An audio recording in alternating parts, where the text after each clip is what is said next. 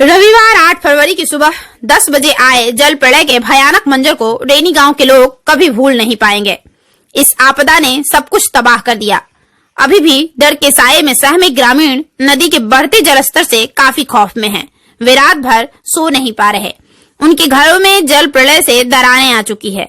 रैनी में इस भीषण आपदा में 5 लोगों की मौत भी हो चुकी है। पूरे गांव में सन्नाटा पसरा हुआ है। यहाँ के ग्रामीण सरकार से गुहार लगा रहे हैं कि उन्हें जल्द ही किसी सुरक्षित स्थान पर भेजा जाए।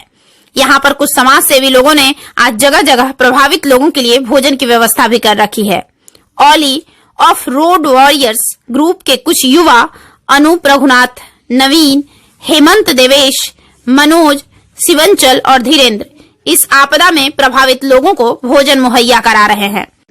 ओली से हम लोग सभी, ओली में जो हमारी जिप्सी ग्रुप करके है, एक ओली जिप्सी ग्रुप, उसके सौजन्य से ये सब कुछ किया गया। अभी तक कितने लोगों ने यहाँ पर भोजन प्राप्त कर लिया सर? यहाँ पे हमारे हिसाब से अभी 70-80 लोगों ने खा चुके हैं और अभी हमारे पास इतना ही और बैकअप प्लान है कि इतने को और हम खिला सकते हैं। कब तक ये जारी रहेगा सर आपके द्वारा? जारी जितना हमारी गुंजाइश हो पाएगी हम उतना रखेंगे, ऐसे कल परसों 2-4 दिन तक। और रैनी के ग्रामीण महिलाओं का कहना है कि हमें राशन की जरूरत नहीं, बल्कि हमें किसी सुरक्षित स्थान पर भेजा जाए।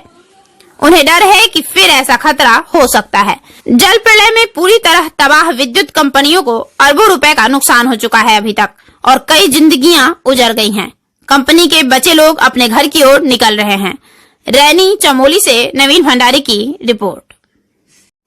10:30 बजे के टाइम पे जो फ्लड आया तो हम लोगों ने ऊपर से देखा कि भाई एक बड़ा सा धुआं आ रहा है, और सब लोगों को हमने आगाज़ कर दिया था। कंपनी वालों को भी फ़ोन करके बता दिया था कि आप लोग यहाँ से हट जाओ। तो उसके बाद हमें भी अंदाज़ा नहीं हुआ कि ये इतना भयंकर है कि उसके बाद भी हम लोग गांव छोड़ के ऊपर जंगलों में रहे। 2 दिन रात के जंगलों के ऊपर ही बिताया। आज भी भय है हम लोगों को कि कभी भी फ्लड आ सकता है और नीचे से फ्लड पूरा गाँव को नीचे ला सकता है, जिससे सब पूरे गाँव में भय बन रखा है।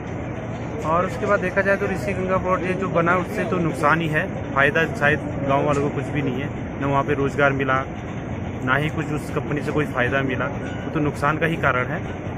और कंपनी जो बनी है उसमें बड़ा टनल बन रखा 500 मीटर का, तो उससे पूरा एक जब टनल बना तो उसमें बड़े बड़े ब्लास्ट हुए। उससे क्या हुआ कि जो ब्लास्ट हुए तो पूरे जो पहाड़ है उसमें एक वाइब्रेशन हुआ तो सारा पहाड़ हिल चुका है, हिला हुआ है। तो उसमें कहीं भी हल्का सा एक फ्लड आएगा तो वो मतलब डरने का एक खतरा पूरा बना हुआ है। से बाहर आए तो देखा हमने बहुत भयानक तूफान और पत्थर और रेत आ रहा है। हम भागे ऊपर चले आए और जो है हमारे पास बहुत नुकसान और काम आता, ज़मीन चले गया इसमें जो कि कंपनी में था। अब हमको कुछ नहीं चाहिए, ये राशन से हमको कुछ मतलब नहीं है।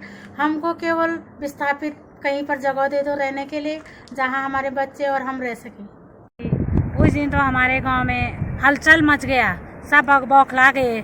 सारे बुजुर्ग बच्चे अपने अपने तरफ से भागने लगे। कोई बच्चे चिल्लाए, कोई बुजुर्ग चिल्लाए, हम भी चिल्लाए। और उस दिन हमारे गांव के 5 आदमी, 2 एक लड़का, एक औरत और 2-3 उधर से उस दिन इस नदी में समा गए। कितनी दुखद की बात है। ये गारंटी नहीं है कि वो आ गया तो अब नहीं आएगा। क्यों नहीं आएगा, वो आता रहेगा।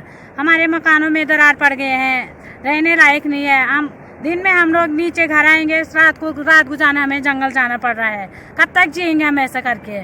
हम सरकार से एक निवेदन करते हैं कि चाहे वो डीएम हो, एसडीएम हो, शासन प्रशासन हो, मुख्यमंत्री हो, प्रधानमंत्री हो, भूतपूर्व हो चाहे वर्तमान हो, वो हमारे ये समस्या को देखे कि इस गांव को जल्दी से जल्दी विस्थापित किया जाए।